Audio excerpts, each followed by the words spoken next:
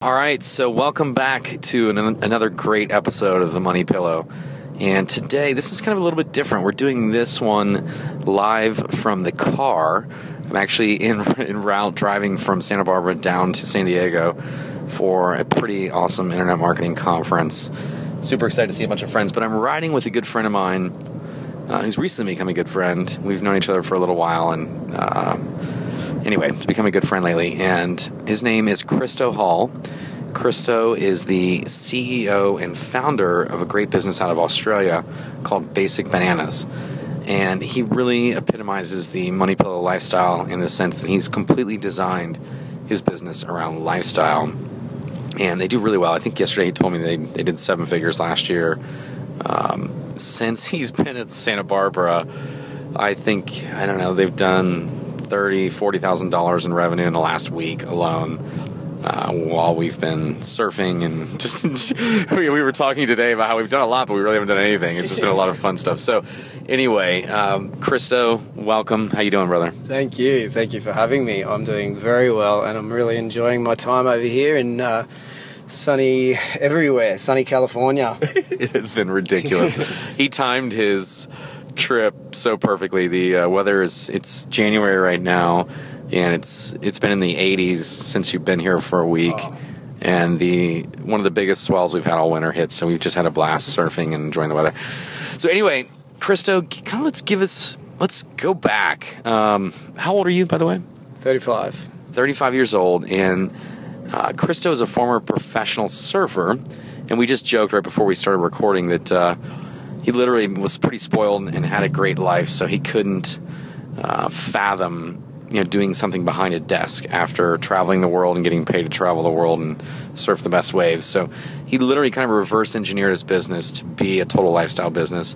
But before we get into your current business, and also I gotta add, if you're listening to this on iTunes and you want to see this video, we're actually filming this. A good friend of mine Patrick O'Neill created this amazing lens called the Olo Clip. So we set it up on the iPhone, and we're filming this with one iPhone live in the car as we drive, although we're kind of just crawling along right now. There's traffic. No traffic, so don't worry, we're being safe. And then recording with another iPhone. So if you want to see all this go down and see the interview, you can go to the website, themoneypillow.com, to see it. So before we get started, though, and talk about your current business, Christo, kind of give me a brief history, starting back from kind of when you turned pro surfing, and then you did several businesses in between that. So kind of give me a quick, catch us up from age 17, 18, whenever it was you turned pro. Yep. To the beginning of Basic Bananas, and then we'll get into that. Okay, so my life story in a nutshell. The high-speed life story was basically I grew up in Sydney, on the northern beaches in Sydney, Australia, and every young boy's dream is to be a professional surfer, and I was really fortunate to be lucky enough to have whatever it was, the talent and, the dedication, the drive, whatever, and I got to do it, and so I got to travel the world for 7 years full-time. How old were you then? 18 to 25. Okay, cool. Yeah, so I got to travel and live the dream at someone else's expense. And you got to visit every continent, right? Yeah, I surfed everywhere pretty much. There's surf around the globe, and it was awesome. So, but it kind of got to a point, I guess, where I was like a piece of marketing back then myself for the company. My major sponsor was Billabong Surfing. Okay. And then, so I'd kind of, keep my ratings and get exposure and things to come up with some stories. And then basically I got to a point where I was kind of chasing my tail. So I'd done it 7 years in a row, and I was kind of hovering around the same place. And yeah, I guess kind of you spend a lot of money, you make money, but you spend a lot, obviously, when you're traveling full time like that and on the surfing schedule. So I kind of got to a point where, all right, time for a new adventure. And so the first business that I bought was a soft surfboard manufacturing business. Which for those who don't know what that is, it's just with regular surfboards, they're made of foam, and then they're covered with fiberglass. And soft boards or soft tops or foam boards, it's kind of the same material that you might envision like a boogie board or a body board, just a surfboard with a soft top. It's kind of for beginners for the most part, so if you fall, instead of having something that's hard hit you in the head or anywhere in the body, it's just like a soft spongy thing. So So you started a company basically, or bought a company and started selling these boards, is that right? Yeah, exactly. So selling, our market was surf schools. So people, obviously being the soft learner surfboards, would sell them to surf schools. So our kind of position in the market was having the most durable, strongest board, specifically for surf schools. But people would go to surf schools and then they'd ride a board, they'd learn how to kind of stand up on a surfboard. It's very exciting. And then they want to buy a board and they want the same one that they kind of learned on. So we would get a lot of sales, and the surf schools would buy in bulk. They might buy like 40 boards at a time. So we're selling the boards around Australia, New Zealand, parts of Asia, a lot of holiday destinations. It's a bulky product, so we would sell a few to Europe, a lot of European surf schools, but it was kind of pretty all over the place. It wasn't very consistent orders. America, not so much. There's a bit of competition in America, so we didn't ship over here so much, but that business was cool. It had a lot of work involved. I can imagine. Yeah, being a factory to run, I had a team of 5 guys, so keeping them busy. And there's a lot of materials and a lot of work goes into it. It's surprising. It's not just like a mold or something. There was a lot of work went into it, and there was always the ups and downs in that kind of business. So because we're very seasonal with summer versus winter, so I started to look for, well, what else can I do? Right. We built it up to around 80% of the market in Australia. We had a lot of the stores all around Australia and all the surf schools, and it was kind of like seeing a bit of a plateau. So 2 things happened. At this point, was this a $1 million business? Not quite, no. No, and that's, so you weren't doing $1 million in revenue, and the margins were probably slim. The margins were tight, and this was just my idea. I made every possible mistake with this business. This was like university for business mistakes. I went into the business, this is something to start with. I lowered the prices, I increased the quality, I did all these things that were just like, because I wanted to build the name, get the reputation, get them out there and kind of make people feel happy. Oh, okay, now we're happy with this new owner. But I look back, I was like, I should have put them up, and right. Done all these things. I tightened our margins. The wholesalers to us selling all the materials had always got more expensive, and they'd demand bigger minimum orders. So yeah, I kind of got to this point where I was like, all right, let's do something. We got to crank this up. So the first thought was, okay, well we'll sell to the rest of the world. So I went to China, set up with a factory in China. Okay. And got manufacturing. Started in China. Also looked at other surf labels. We brought another surfing product brand to Australia, which is called Famous Wax, which is known in California, but probably not so much. I'm not sure. So it's a wax for the top of the surfboard, Yeah, so you don't sorry. slip and fall off. But that, when you say you brought it to Australia, nobody else was selling it in Australia, and you already basically had all of the channels set up through all of the connections and the relationships that you had that you were selling the boards to, so you could just offer another product. Is that right? Exactly. So it was a no-brainer, and it's quite a small product, small accessories for surfing that you can just sort of send out easily. So that was cool. And then the kind of story I got to a point with I was kind of getting over the factory, to be honest, as well. So the whole China thing was really pushing it. Went to China, set up a factory, brought in some boards. They were doing all right, and then a very large company in Australia FCS is another surfing label that's kind of owned by a massive organisation, which on the stock market and worth gazillions of dollars. They own a lot of the supermarket chains in Australia and everything. Called Macquarie Bank. They kind of came along and said, well, they liked the look of our product, and we had a good. They were pretty interested in the revenue and everything, and so they actually had all the logistics for their surfing arm of all their surfing products set up globally, and factories in China and everything. So they took us over and paid us a commission, which was like, yes, the dream comes true, passive income, here we go. So hold on, when you say they took us over and paid you a commission, Yeah. Does that mean they bought you, or they just acquire the rights to do everything and they would just pay you a percentage per board, or how did that deal go down? Yeah, exactly. It was more like they didn't buy us. It was, we still owned it. We still had the name. They took over the phones and access, like sales support and everything got directed to them. It was a pretty trusting relationship, to be honest. I think as we're dealing with this other surfing arm. So on sales, we'd get a commission. And Got it. So how did that look? Was it like 90% to them and 10 to you? Yeah, it was pretty small actually, but they had massive. It was about 6% to me, but to be honest, I was stoked with that because it meant all of the overheads and all of the running of the factory was a massive pain in the ass. And can I say ass? You can say that. Yeah. Yeah. So yeah, I kind of got to that point where I was stoked with that, to get that. And they were selling a lot of, like, they obviously had distribution which we could go worldwide. It didn't last long, though. Because Mother Nature decided to intervene, is that right? Exactly. Mother Nature called and the tsunami hit in Japan. And was this the big tsunami? The massive one a few years back, yeah. It was about 4 or 5 years ago from this time of recording. And so what happened is the factory that's owned by the kind of surfing arm of this big organisation that was in Japan got locked down because it was kind of within that radioactive area. Or remember that? And so they had a couple of million to Fukushima or something, right? There you go. Yeah. So they had a couple of $1 million worth of stock locked up, and so that obviously affected their cash flow and their turnover and sales and everything. So that arm of this big organisation had to kind of tighten the ropes, and one of the things that got dropped was us. We have a good relationship with the guys because they're surfers based in Sydney as well, so I know them really well. So they said, well, we'll just hand over the contacts that they'd set up in China and the logistics. So it was actually like, they kind of did all the work of setting it up for us. It was quite good.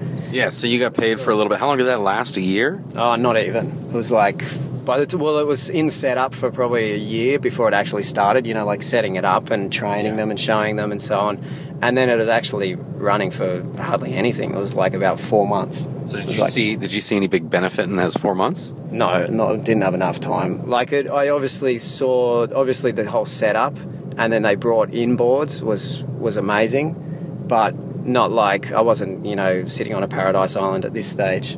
Got it. Okay, so what happened after that? You took back over the company and they'd given you the systems and the contacts that they had set up, and then what? Yep. So then I was at a point where look, I'm done. I'm out of here. So I sold to a guy who was really keen, who owns a surf school in Australia, probably the biggest one in Australia at Manly Beach, and he needs boards all the time, obviously. So it's a no-brainer for him to buy the business. At this point in time, I sold it, and I sold the license to distribute the other surfing products as well, like the famous wax that I mentioned. These weren't like winning the lotto sales at this point. Can I ask, what were the details like of that deal? Yeah, not huge. It was under 100,000. So you got paid like 50 grand or 175 grand or something? 60, yeah. 60. Did you have any residual built into that sale? No. Cut clean slate, wash my hands. I wanted to rinse my hands and wash them off of that business because I can imagine. I was a pro surfer. Suddenly I'm locked into this thing. You can imagine it's a wake-up call. I almost had this thing actually in my head where I'd finished the surfing and thought, okay, now it's time to kind of fit into the real world. Right. What a mistake. And anyway, so that point I was done. There was another one I didn't mention where there was a couple of little other business on the side. I brought in some surfboards from China to Australia, other ones, hard boards, and that had residual, just basically from what was done, like the products that had been brought in. I'm still owed money for those years later. We'll get there one day. But at that point in time, I had a bit of money left over from obviously the business was making money. But at that point in time, my wife and I just bought a place, and this is, my wife was working in corporate marketing. So, and she's from Switzerland, and basically this is where it gets fun. So this is where the story. Okay, so this catches us up to your current business. Exactly. So let's look at the whole softboards thing. As I learned everything what not to do in business, pretty much. I'm did myself over in a lot of ways. Anyway, no. I need to talk to you more and get all those lessons now that skate swing is starting to really blow up. Yeah. Make sure I don't go down the same road. Exactly. I think I've got a pretty good game plan, but we'll be sure to talk about that. So anyway, so roll on. So your wife is working corporate world, doing marketing, and you get through a couple little side businesses after selling the soft top and wax business, and now, how did Basic Bananas come about? Good question. So we're at this point, and this is kind of around the start of 2009, so about 5 years ago, where I was just over this bulky products manufacturing, all of these overheads, and Francisca's working in this corporate world, and she's obviously from Switzerland, so she was sick of her job, to be honest, as well, and where we live on the Northern Beaches, she was spending about an hour and a half on the bus every single day, just in the corporate life, kind of slave to the man, and and it's something like this sad happened. Francisca's father passed away, and and he was young, only like, I think he was 56, so it was a real shock. We'd only just travelled a couple of months prior, which was really nice. We got to go to Cuba together, and she just, this is where I'd swear on the podcast, I'm not sure if I'm allowed to say it, but she just went, F it, I'm done, because she was kind of feeling like... Our camera equipment just failed when we hit a bump. Okay, so she said, F it, like life's too short. Life's too short. I'm spending big budgets for people and whining and dining these big clients and big banks and so on in Australia. She had really big clients where they might spend, 50 grand on a little campaign, and they pretty much have to charge, and she's kind of like not seeing any love for that. And as, in that world, I don't know, wasn't very happy anyway.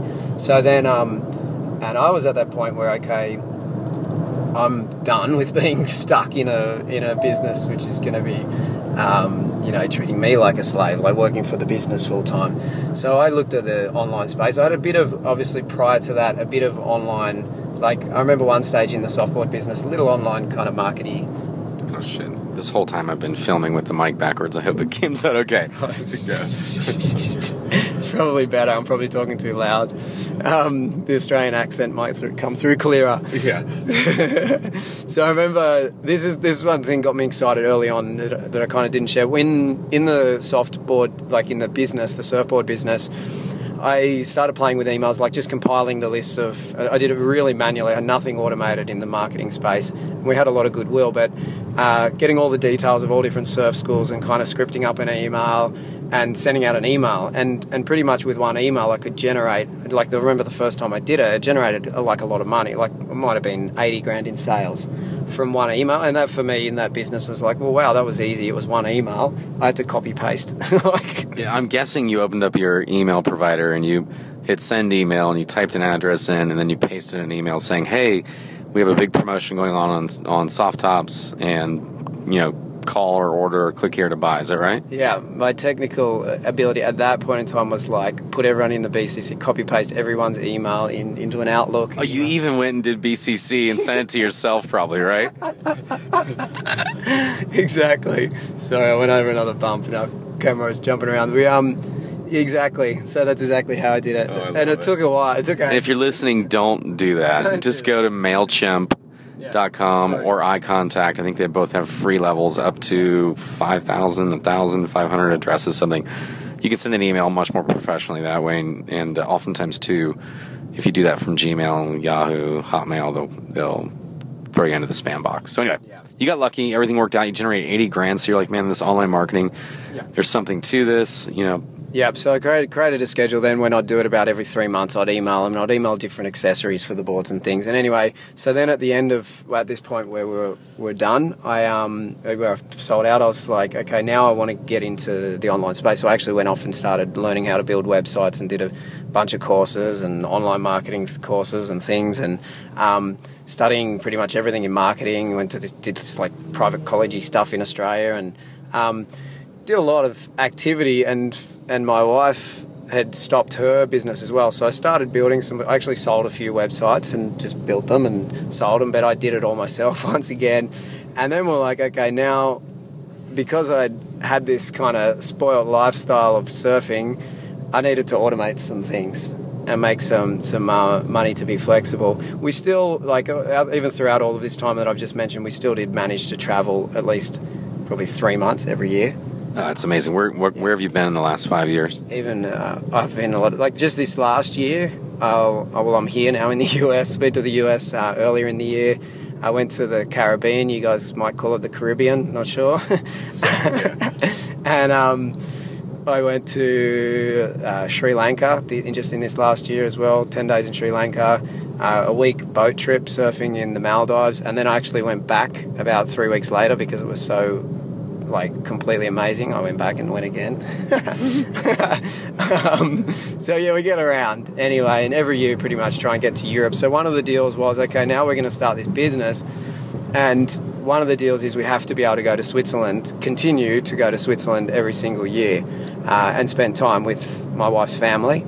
And also, I figure my whole purpose of living is surfing. So as long as, and hanging out with mates, like what we've been doing is like my ideal. Sean's been the most amazing host, you wouldn't believe it. Oh, God. Surfing every day. We've had so much fun. Anyway, yeah. And we just got you have no idea how lucky you are. Christo showed up in Santa Barbara and just literally scored the best waves we've had all winter. So you can come back anytime, Christo. Okay, anyway, so Carrie, let's dig into this. So tell me, so you've built this pretty cool company, Basic Bananas. Yeah. We didn't get to, you really were just kind of saying how you got into a bunch of stuff, you did a bunch of stuff. What gave you the idea to start Basic Bananas as we know it now? Yeah. Okay, so then at that point in time, we kind of did the reverse engineer on a business. Most people look for ways to make money and then build their business, which is cool. And that's we work with people who are doing that all the time, looking for the ways to make the money. So we totally, and this not being a, how do I say it without swearing, not being a tosser, no I big don't head. even know what that means, but it's something. Okay, so keep going. We are not having a big head here. We kind of flipped around and said, well, our lifestyle is most important, and we're going to build the business around the lifestyle. So we looked at, well, what do we want to be able to do? We want to be able to work remotely. We want to be able to work anywhere. We want to be able to travel and still be able to work kind of when we want to. And of course make good money in the process, because you could see a lot of people doing it, a lot of people pull this stuff off. And so then we looked at it. Well, obviously Francisca's strength is marketing and big world. Mine was kind of in the small world, so in the small business, and all my whole family's all small business owners, even all my grandparents, everyone's like a tribe of business owners. And so I was never going to be employed. I'd be the worst employee in the world anyway. But so we put together these programs for business owners to learn marketing. So a lot of the secrets that Francisca knew from the corporate kind of big world space, we could then make available for small business owners, because typically they can't afford the kind of the kind of skills. Just changing lanes here. That take the 405 south. My navigator just made the call. So yeah, so we looked at obviously bringing her skills, and then I had a different skill set to bring to business owners, and we started working with so we created, it's really what Basic Bananas is. It's like a marketing agency with a training side, and a lot of the first things we're doing were purely online. So online training for business owners, where they could come along and join a program and kind of self-paced learning online. Our biggest now, what we kind of got really good at, I guess, is we do workshops. So we will get business owners, all different small business owners, into a room and present to them, share a heap of value, and if they like us, then we'll share one of our ongoing kind of 10-month programs or so on. And those ones we just schedule. So we now, in fast forward massively, we kind of we spread out those sessions and kind of map out the year based on where we're going to go. Like right now I'm here, Francisca's in Asia for a month traveling with her mum. Hold on. So just to kind of back up and make sure I have a clear understanding, and again, just stay in this lane, take the 405 south. We're driving through LA right now on our way down to San Diego. And if you want to see this again, you can go to themoneypill.com and watch the video. So anyway, so your company now, just so I understand clearly what it does, is a marketing company that essentially helps small business owners better market their company. You provide training, but you also provide some marketing services to them. Is that a fair description of what you do? Yes, exactly. So we'll provide training and implementation, so that we saw a space in the market where there's people doing training and then there's people doing implementation. So we kind of found a happy spot. Our business is called Basic Bananas, and we also, so we kind of found this place anyway where we'd teach people. So Hold on, it's not basic bananas? yeah, basic bananas. Bananas. Oh. I'm just teasing you, man. Bananas, sorry. Keep going. So You found a soft spot where we found a soft spot, exactly, thank you. So we can help people, and we really do. The thing that inspires us, like we are on a mission to change the world, and it may sound like a big call, but because we see the impact that people have, like businesses have, on people's lifestyle. So when a business is doing well, we know that the person is happy and doing well. I know that from my own experience and seeing it in my family and so on, where when business is good, when my previous business was good, I was a better husband, I was a better friend, I was more generous, I was better in the community and everyone around me. So I basically... That's a cool way of looking at it. It's so true. Yeah. So we see, and that's what motivates us. We have clients saying these things like, oh, look, it's the... we've had our first holiday in 15 years and that we've managed to help them do that, and that's kind of stuff that's like really touching for us. We share all of the things like that with our team now. One of them... Oh, lost our camera again. Now, but yeah, so basically I'll better answer the question of the program. So the programs, like a 10-month program, the outcome that people achieve is their business, they kind of have their marketing mapped out, they implement a bunch of strategies, they have the support of our team to implement as they go. So at the end of the program, they've got a marketing kind of machine in place, and they've also got education to understand how to monitor it and look after it and improve and use for any other ventures moving forward as well. Okay, so if let's just say, I'll use kind of one of your true stories you told me about the other day. Yep. I own a small sailboat, and I rent out my sailboat, and I hire you and I pay you $8,000. What am I going to get for that? Am I going to get more people renting my boat? Kind of use that example as a case study, if you will, and tell me kind of how that breaks down, just so people understand, because I think what you've got is really cool. Instead of people just paying you to do the marketing, you actually not only, they pay you to learn how to do the marketing, and then they implement it themselves and do it themselves. And you're there also, your team does a lot of implementation for them where they're stuck or they have roadblocks, like maybe they don't have a developer, they need something changed in their website in order to keep implementing. Exactly. You guys do all that. So it's a 10-month program, it's $8,000. So if I came into it with a sailboat that I rent out and I want to make it more of a business and better, how do you work with me? What do you tell me to do? What happens with that? Yeah, okay, so this is a good example. There's a guy in Australia, Chris, I'll share his exact example, who had exactly that, one sailing boat. He's teaching people to sail on his yacht. He joined the program, obviously, to try and get more clients on there. Throughout that, we will look at what he achieved as a result of the outcome is throughout the program, there's 43 modules, 43 strategies we implement, and some people implement themselves, but they've got us looking over the shoulder. So we kind of like we're an extension of their team while they're part of our community to work, make sure things are set up right. Now he, at the end of the 10-month program, has got 30 boats. 30 boats. I know, it's ridiculous. He's got 30 boats. Sydney. In Sydney Sailing School is the name of his company, and in 10 months he went from one boat that he was having a hard time renting out to 30. Yeah, exactly. The power of marketing, my friend. Yeah. That's impressive. Yeah, really cool. And guys working for him now as well. So he does really well. He gets a lot of English travellers come over and they're looking for casual work, and they've got, their sailing instructors, and it's a really good setup he's got going now. And he's got 2 locations in Sydney, so in 2 separate harbours. Yeah, so he's smashing it. A really good example. Another example of PT who was working on his own, kind of doing training in the park and things. A personal trainer, I should explain what that is. The fitness personal trainer. You with me? Yeah.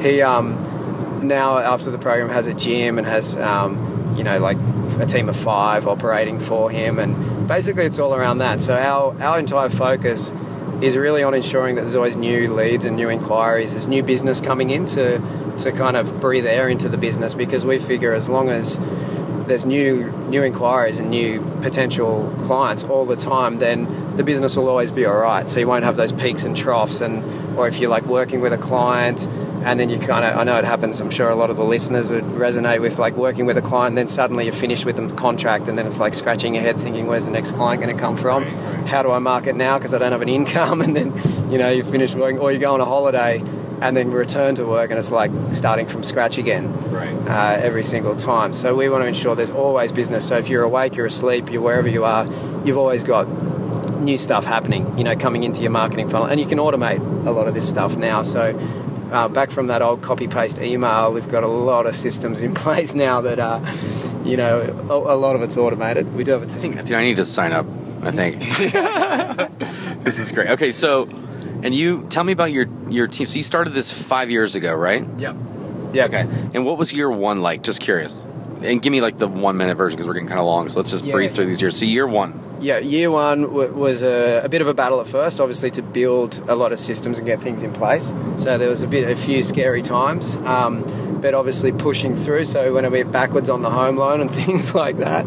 But once we kind of had the programs in place and we'd worked with, obviously got great results with a few clients, then it's a lot easier to market. Obviously, once you got that credibility and the proof there.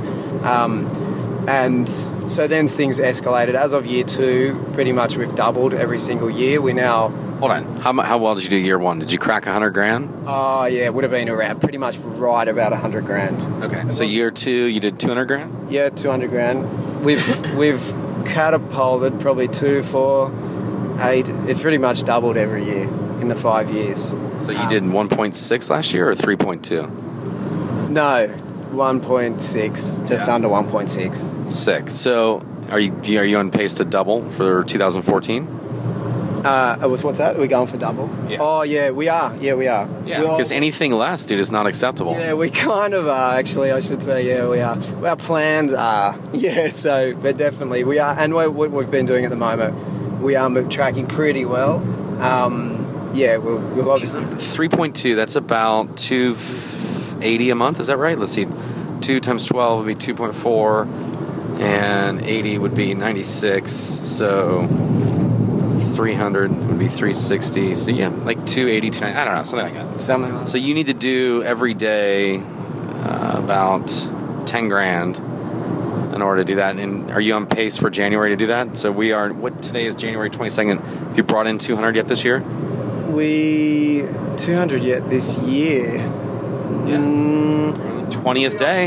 Yeah, I'd have to look in the tracking, but we are definitely tracking well. The start of the year, I'd say we would have at this moment. I'd have to actually look in their account and actually know.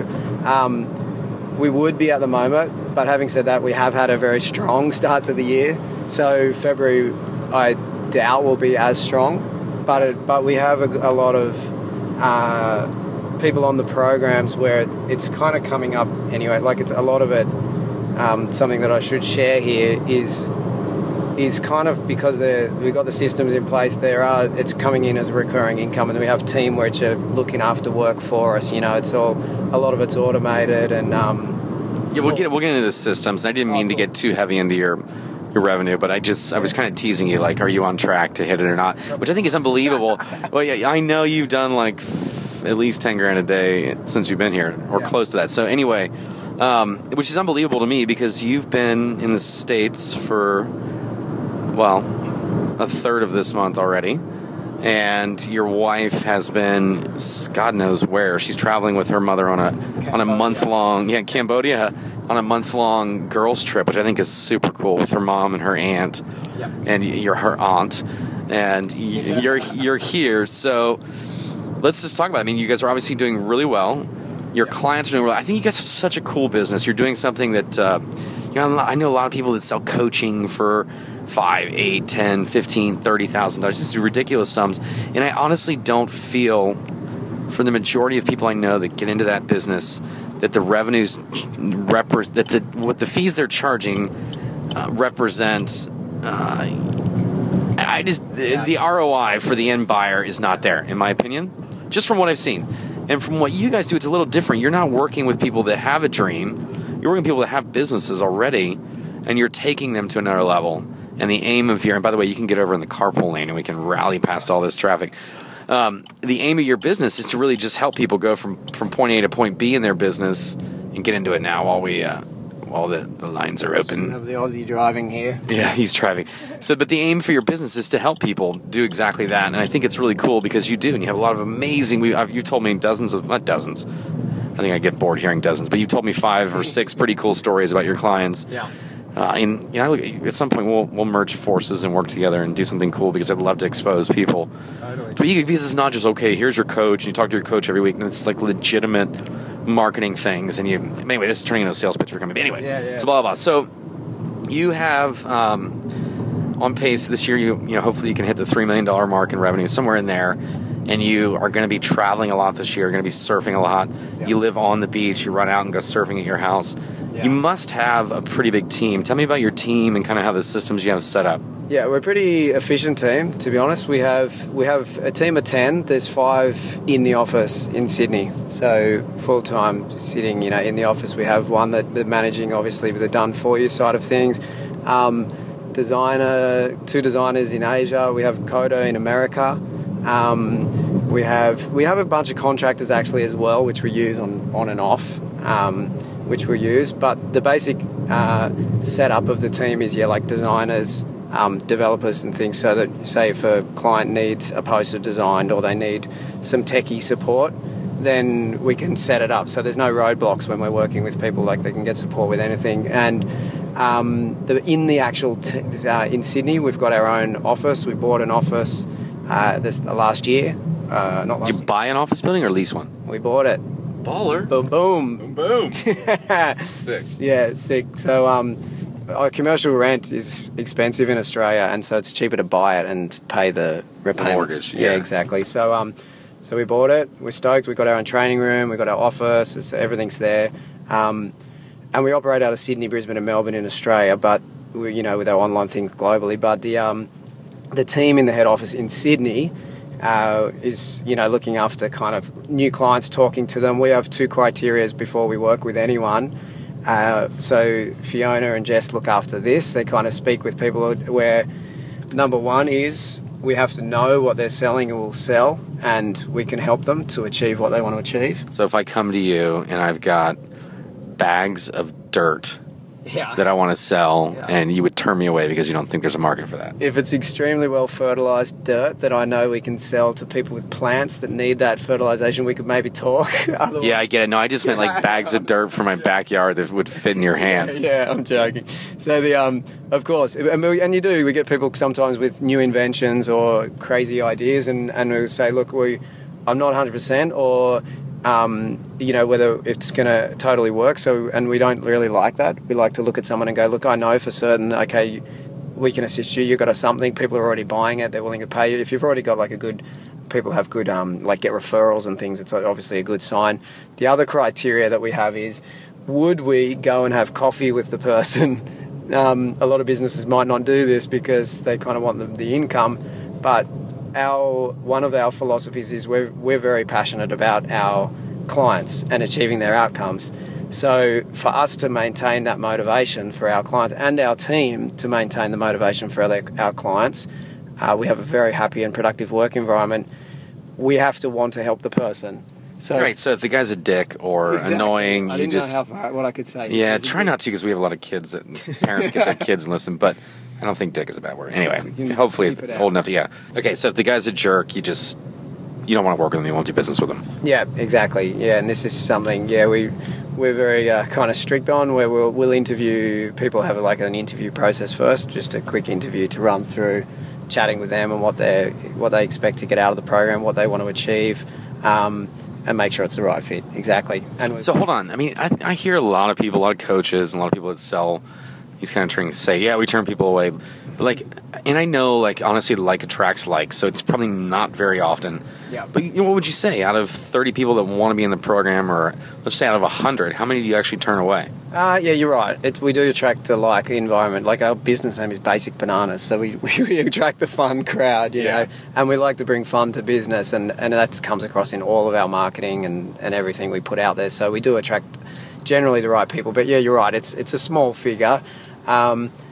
It's probably realistically 3 or 4 in 100 or something like that. Okay, and how do they take it when you say, you know what, this just isn't a good fit? Yeah, well, sometimes they'll come back fighting to say that it is a good fit. And because, and we kind of have something taken away from us, like human nature, they want to be part of it. But usually we just say, look, I don't think it's the best, it's going to be the best thing for you. Have you ever had anybody persuade you to actually take them after you told them no? There was one guy. who persuaded me. And did you regret it? Sometimes, yeah. And then it kind of tightened up the ropes since then. There was one guy, yes. I won't share who it was. But there has been, and earlier on there was ones, because obviously when we're starting out we're a bit more lenient. I was like, yeah, of course, anyone and everyone. Yeah, and then, but you find so we have some clients that we literally fire. Yeah. We sell $100 training, and we love helping people. Yeah. But when you don't think for yourself and depend on us to think for you, it's like, look, I tell you what, we've offered you a lot of support, we've helped a lot, and at this point we just can't continue to do this anymore. I apologize. I just refunded your money. You're welcome to keep access to the course, but we can't keep continuing to help you because we literally want people call our office 4 times a day for weeks. Wow. Yeah, and we don't allow it anymore. And just, hey, I apologize. Look, we don't offer that level of support, and I feel bad because I think you expected that. We refunded your money. Yeah. Keep access to the program, but we can't support you anymore. Yeah. Yeah. Exactly. And it's exactly the same. We generally will say, look, it's just not the best fit for you or your business, and they're not really going to argue whether they appreciate the honesty. I might not say it's because I just think you're a bit of an ass. Yeah. Right. Yeah. It's done in the right way. But I remember there was a time early on when we had a guy, an accountant, wanting to work with us, and it was to do a bit of private consulting. So it was going to be like a 10 grand strategy to put together, and early on in the business that was quite, that was like good money. So, but then Francisca and I spoke. She was the one dealing with it, and she said, I actually don't like this guy's not very ethical in what he's doing. And so we pulled the pin. We said, well, it's going to be harder work and more traumatic for us. Plus, as I said earlier, we need to be motivated to work with the people we work with, because our promise is, they have to ensure that they get the outcomes that they want to achieve. So, so if you don't like them, working for them could be extremely challenging. And I get that. Yeah, exactly. That's super cool. Okay, so let me think kind of where to go from here. There's some water if you want some. You've been talking forever without any. Let me just think. So, okay, you've got this set up. Let's talk about your model for a second, and then we'll kind of wrap it up. Yep. So your model, essentially, you do a pretty cool model. It's kind of a twist and a turn, a lot of what I see in these types of programs and whatnot. But let's just talk about it for a second. So you hold half-day seminars every month, multiple times a year, all around. Oh, look, Lorenzo just pulled in front of us. We have some friends that are traveling down with us, and we haven't seen them in 2 hours. They just got in front of us. So anyway, so you pull right up on him and turn your brights on, and we'll start going bananas.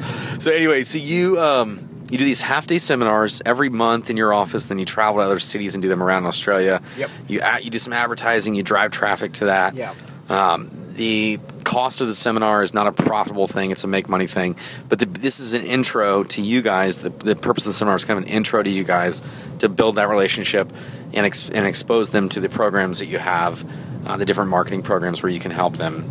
Is that right? Yeah, exactly. So the way we like to promote ourselves is running these sessions are very low cost and extremely high value. So we like to just wow the socks off people so that they... Yeah, so and if I come to your program, and even if I don't ever buy anything, I am so happy that I spent that $47 and spent a half a day with you. Yeah, it's a bloody awesome day.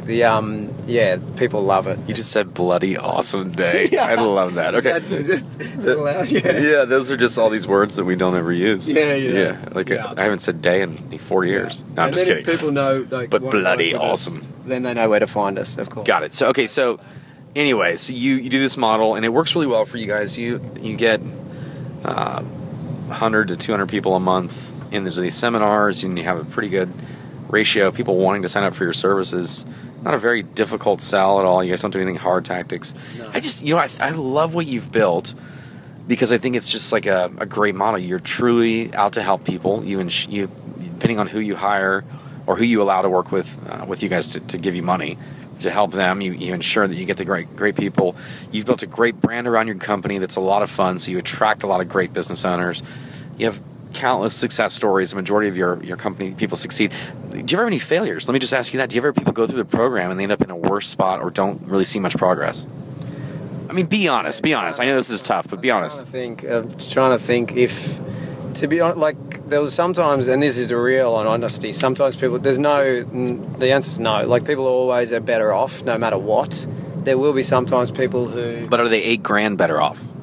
They'll always be $8,000 better off if they implement or they work with us. There will be sometimes people that, to be honest, we have a very high, like our success ratios, and I think it's because of our criteria of how we let people in and so on, is extremely high. Like I'd be surprised if there's other business support that like kind of there's no one really does exactly similar to what we do, but that have that higher kind of success. Now there'll sometimes be people might take a couple of months to kind of get traction, and depending on their business and their product, sometimes for someone else it might take 3, 4, 5 months to really get their wheels in motion. And then sometimes someone will walk in and in the first month they've covered, depending on their price of their item, like what they're selling as well. Someone's selling a 10 grand item, they make the money back in no time. And there's one guy who joined the program. He's in his 70s, insurance, a very wealthy man, and he within 4 months his goal was to sell his business, but he had no marketing structure in place to sell. And so we set up the marketing structure so it could look like he's knows what he's going on, because it was pretty much all word of mouth for him till that point. So and a buyer coming in to buy his business would look at all those things and say they would devalue because he hasn't built all this. Okay. Exactly. So there's there's no like marketing plan and systems in place. So we set up the systems with him. We put a plan, everything mapped out. It started to work well for him, bringing new inquiries. And then within 4 months he's sold. And it's a 10-month program, so that was sad for us, obviously, because then we can't work with the guy. And the guy was a really cool guy, but I wouldn't call that a failure. It was like the success. Oh, dude, you gotta have some better. That was like the ultimate success story. Yeah, the guy achieved his goals in like less than half the time he was paying you for. Yeah. But did you ever have any literally? Can you remember? And just like, crap, we really missed the mark on that one. We should have known that dog bacon, it just wasn't ever going to sell, or do you have any? You gotta have some whacked out products or something. All right, well, forget it. That's not even the cool stuff. I just wanted to hear you be real, and you're not going to be honest with me and tell you about all the failures you have. I'm trying. No, I'm kidding. I'm sure you guys. Well, if someone's not achieving the outcomes that they should be, or they're stuck, we'll do whatever we need to do to make it work. Like it's kind of like, even if it's myself or Francisca, obviously we're the owners and we have a team that work for us, but if someone's in strife or something, or like I just had a client that they got kicked out of their premises and that was their business as a restaurant. So then it's, a bit of trouble. So, but then I get on the phone person and I'm like, all right, let's work this out. We've got to keep you alive and create a new model. And we worked a model really quickly with the guy. And he's stoked. He's actually going into multiple... Wait a minute, hold on. This is like a total derailment of the podcast, but I want to hear it real quick. No. So the guy loses his lease on his restaurant. And did you say, do a food truck? Everybody's doing a food truck nowadays, or what was that like? No, I looked at him and we went through a bunch of, okay, well, what's the need and where's there a gap? Where's there problems within the whole kind of, like restauranting industry and so on. And he actually came up with the idea, with obviously with me prodding him and poking him, to go into pubs in Australia. Like there's a lot of pubs. We have a hell of a lot of pubs. And the food's generally pretty poor. And so what he's doing is he goes in with now his own brand to go in and do pizzas. And he does really nice, good quality pizzas. But he looks after the catering side, because generally the pubs, it's a pain in the butt because they make their money from the alcohol. Right. And they don't even want to really, the food's... But they don't want people leaving to go get food. No, exactly. Yeah, and they need it for their liquor licenses and things. They have to serve food. So that's his new model going into the pubs. He's going pretty well. It's only early days, so this is really like right now. But the point I wanted to make is, if someone's in strife, we'll work it out. We'll get on the phone and we'll make it happen. That's amazing. That's cool. Okay, let's talk about. You mentioned you have a team and everything. Because how does your wife take a month off, go hang with her mom? How do you come to Santa Barbara? You banged away at your keyboard a few times since you've been here, but not very much. So how does this work out? So you have somebody in place that does the interviews with the new clients, decides to allow them to buy into your program. You have somebody in place that probably project manages them. Yep. And you said you have a graphic designer here or in... Yeah. Tell me about your team. And actually just tell me kind of like what your work life is and then how it transpires into the team. Yeah, that's a good question. And actually, let's just start it with, on average, how many hours do you work a day? Look, I can be very flexible. At times I'm a little bit of an addict where I'll work, but the thing is I'm working and it's not really like work. You love what you do. I agree. Okay. Yeah, exactly. So I'm tinkering away, but I'll surf every single day. There's not, I'll go surfing every single day. I might go into the office at about 11, like a typical day will go about 11, and then I might work till around 5:30 when the team finishes. So. Jeez, dude, that's a little too hard for me, but I'm glad you love what you do. I actually work harder. I think maybe a little bit more hours, but still, it's pretty epic. You get up, you go surf 11 to 5. I mean, yeah, it's unbelievable. Okay, so you were saying you don't have to. Yeah, so obviously I don't have to go to work, in the office every single day. We've got really good systems, and we do a lot online, a lot of online support with clients and live streams and things, so we can help from anywhere. But I guess if to kind of answer the start of your question, the process of what the way I look at my role is I like to take things, learn something new to kind of advance the business, take it to the business, create a system for it, and then either outsource it or have a software program do it. So it'll either get delegated to a human or a program. Which is cool. With nowadays, there's so much we can automate, in the online space. Yeah, give me just one example of something you did, whether hiring an employee or delegating a task. Yep. One big thing that made a big difference in your workload. Yes, there's a lot. Obviously, the things with just simple things like setting up email systems and having things in place where when we have an event coming up, people get the same reminders when the event's coming up, and then they get a thank you on the day and then a follow-up, and after the follow-up, and then they get extra promotions and things for the next step. And those are all just email autoresponders that you set up once, right? Yep, exactly. Build it once. I don't mind doing a bit of work if it's then work that's going to return for me, work for me from moving forward forever. And then sometimes, obviously, there's other more straightforward things like just working out a process for working with, maybe creating a website or something like that. We'll work out the best process, and then I'll have our team manager, Marco, who manages the done-for-you side of things, have a system with him with a checklist. We use a program. Might use Basecamp to structure the workflow. Awesome. Okay, so tell me, let's just ask this too. I'm going to ask you a series of questions and we'll wrap this up because I think this has been a great interview. It's really cool. I mean, Christo truly is living the dream. He can do what he wants when he wants. He loves what he's doing. He loves the business he's building. Was that Ben? Yeah. We just passed our other friend. And he truly loves it. So I think it's, you're really living the dream. And I can see how you love to work because you've surrounded yourself with clients that are doing some pretty cool things, and you generally like them and would have coffee with them. So all around, you got a great staff. I saw your staff on Skype. We said hi to them the other day. Yeah. Just seems like a really, really cool business, really freeing business, and with some pretty clear-cut paths to growth and continued growth, so that keeps it exciting all the time. So, all right. So let me just ask you. I'm going to ask you a series of questions, and then we'll wrap this up. Cool. Question number one. What is one tool that you use that has helped put a system in place? One or two tools that you've used that have been instrumental in delegating, systematizing, and generating revenue for the business? Yeah, okay.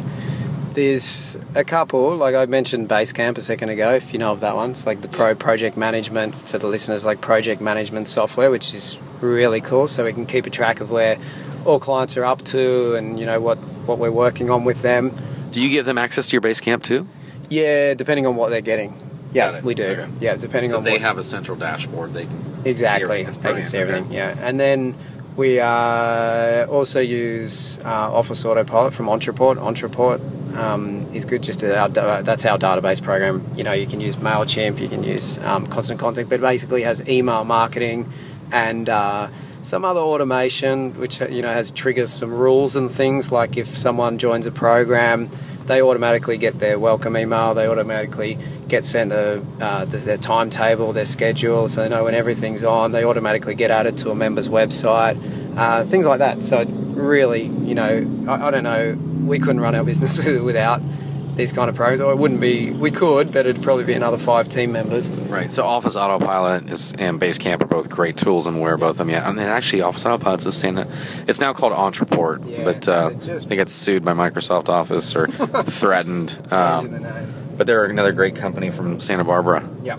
So repping the hometown. Okay, so very cool. So nice. tell me, you're an avid reader. Christo reads a book a day, if you can believe that. He wakes up at 4 a.m. and reads for 4. No, I'm just kidding.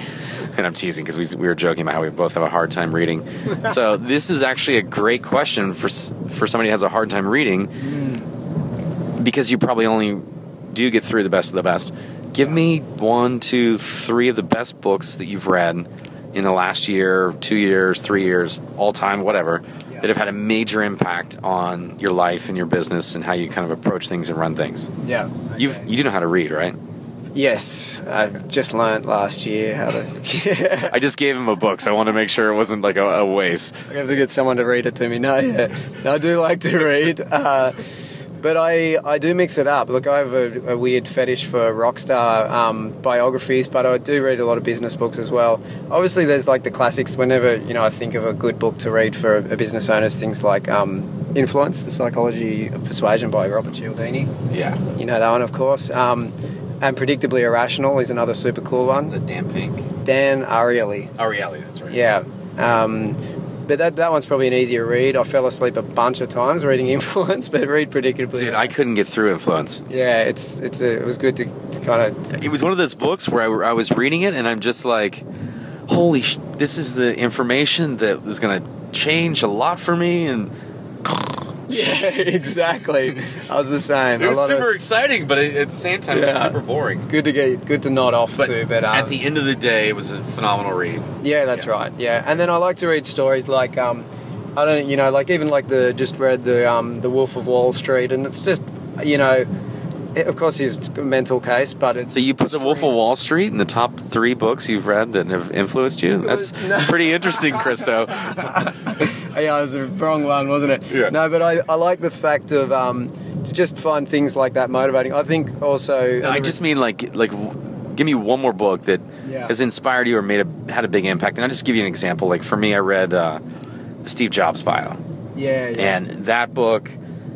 it was an amazing read. I mean, I loved Apple, so hearing the whole history and the story. Yeah. But I really took away from that a lot of things about leadership, and maybe some good and bad things about him, things to avoid, things to do, and then also how important consumer experience is. Yeah. And that really shaped a lot of what we ended up doing after I read the book. So, for example, when I read that book and I just saw how important it was to Steve that the consumer experience was flawless, it was easy, it was intuitive. I went and they used the user interfaces and the UX, everything was dialed. So I went back and looked at all of our members areas, and I said, I want this so that somebody who has the IQ of a toad could come in here and know exactly what to do. Yeah. Because the easier it is for them, there's no barrier of entry, blah, blah, blah. So that had a major impact on me that way. So give me like a book. Influence was a great one. What was the other one you mentioned? Predictably Irrational by Dan Ariely. That was an easier read. Easy read. It's actually a great book, too. Yeah. Don't say the Bible. No. Nothing wrong with the Bible, but I'm joking. I've read a lot of books, like even, but the things that always come to mind, I'm sure as soon as we finish doing this interview, I'm going to have the best one I'll think of ever for you.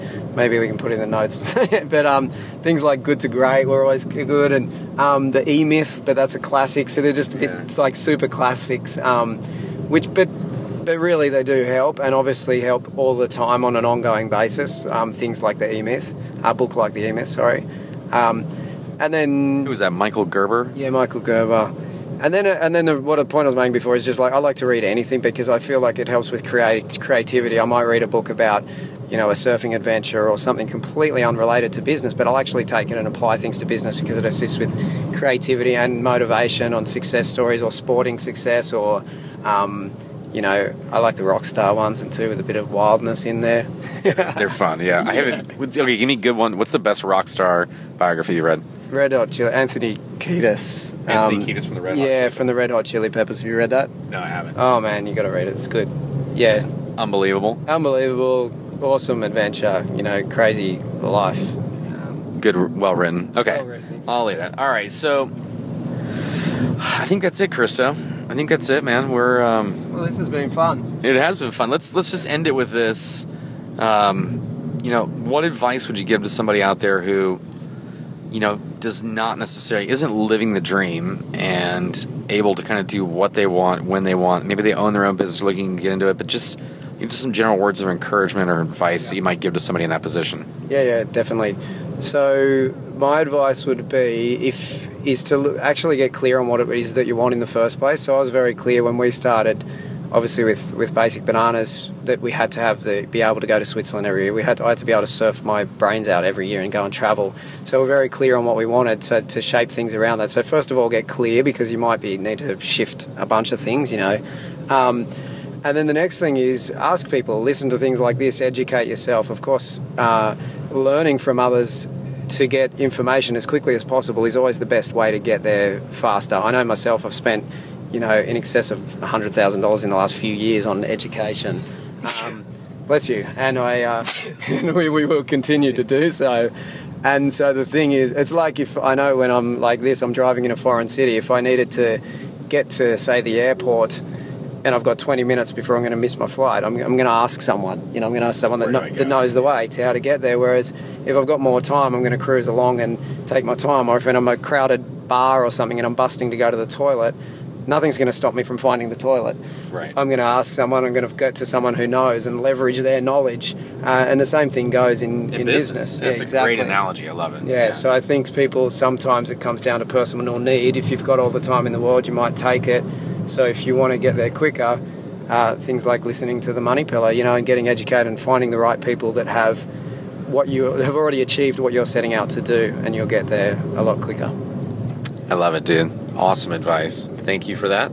So I guess we'll just wrap up with that. And excuse me, I'm sneezing, coughing now, but I really appreciate you coming on, Christo. It's been fun the last few days serving with you. We're heading down to San Diego for a few days of marketing conferences, which should be a lot of fun. Getting to see a lot of old friends and networking and learning some new stuff. So you just mentioned spending money on things and education. That's what we're doing basically with this. Right now.